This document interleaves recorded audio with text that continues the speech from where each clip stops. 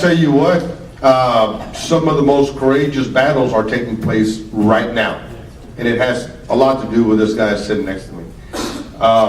And you know, and you're going to be hearing about the reforms that we're making, and I think this is a good place and a good opportunity to remind you that when we are working to reform the bail system. Look, when I was a sheriff, about 80% of the jail population, number one, I inherited a jail population that was 2,000 over the authorized capacity. We had people sleeping on the floor. We had people sleeping on what we call lowriders. We had people literally sleeping across each other. And it was a dangerous and unhealthy situation. We were sending 2,000 people to the state of Louisiana with $16 million of your money. But 80% of the people were not yet adjudicated. They weren't guilty, they weren't innocent, but they were in jail. Why? Because they couldn't make bail. Yet the person with money committing the same crime with the same effective personal history was able to walk out the jailhouse. So as Senator Ellis initiated the process that finally caught up with Commissioner's Court, there are people who do not want to see this happen. And so you're going to start to hear a crazy conversation. It's going to make you shake your head. It's going to make you say, what? I can't believe they want to do this. Nobody wants to do anything other than to reform the system in a way that makes sense. But people will continue to do the fear-mongering and the demagoguery to scare us to be with them.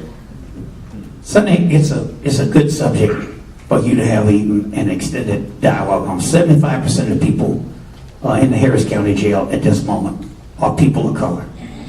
A disproportionate number of those people sitting there on minor offenses. A lot of it marijuana. Now I'm sure none of you all in here was smoking it, but there might have been somebody in your house smoking it, or somebody in your neighborhood smoking it. And the bail reform is a big part of it, because if we believe that people are innocent until proven guilty, you got to treat them like that. So I want you to think about what that lawsuit was based on. Same theory that Thurgood Marshall used to integrate the schools. Equal protection clause of the United States Constitution. That means if the three of us are arrested, and the three of us have the same profile, why is it that if Sonny Messiah has money, she can post bail? Agent Garcia and Rodney Ellis don't have money. Same profile, we stay in? Think about it. Sandra Bland did not have $500. I mean, you don't give them a credit card when they ask for bail. They don't take food stamps. They don't take a check. You gotta have $500 in cash. I have 4 children. 3 are somewhere else. The one at home does not have $500 in cash, the 15-year-old. The 31-year-old at the Washington Post doesn't, y'all don't care, they don't carry cash. I keep cash. Hide it under my pillow. The 24-year-old man in D.C., she has no cash. My son, he has credit cards. Something's wrong with this system. If the founding fathers didn't mean it, they shouldn't have said it. And they damn sure shouldn't have written equal protection So in the what United is States that Constitution. reform going to be? So the reform the is- audience understands it what means the that reform actually is. you do a risk assessment. You got to ask if somebody has money.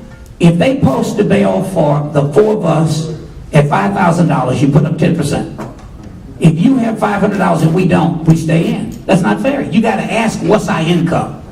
So you got to take into account one's ability to pay.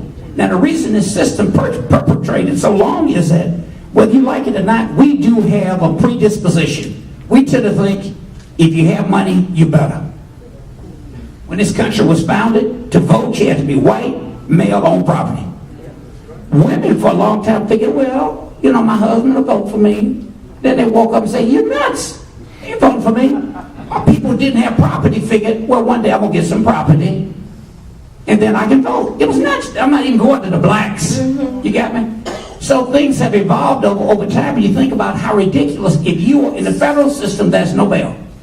If you are a risk to society or yourself, you stay in jail. You got me? So this lawsuit on the Equal Protection Clause says you got to do a risk assessment. You got to be fair. So the risk assessment is key, because Yeah. the fear mongering is that we're letting criminals out. And will that are will gonna commit there be crimes some, against your family. and will there be somebody that gets out and they will be charged with another crime? Yes. Yes. That people get out every day who posted bail. And Sonny, the risk assessment is critical. When I took over the jail, and we had those 12,000 folks, I wanted to institute a process by which we could give folks the opportunity to earn an extra day's credit on time served so they could get out faster. The problem was that the authorization to allow me to do that was only with low or medium risk individuals. At that time, the Harris County Jail, the population was about 80% maximum security, maximum risk. All by virtue of the instrument we were using. When we updated that instrument, it flipped. And we were able to institute our programs, and folks, and then we depopulated the jail. If I can add one more point, this issue also touches immigration, because people who are in jail and have a job, have a family, have an income, have a house, solely, and they may have the money to post bail, but solely because of their immigration status, they are given either no opportunity to bail, or it's exponentially higher than anybody else. So this is an area that, and it's solely because, and there's two boxes in this system. There's one box about your immigration status, and then there's a second box afterwards, if you've been convicted, that affects everybody. It shuts down your opportunities afterwards.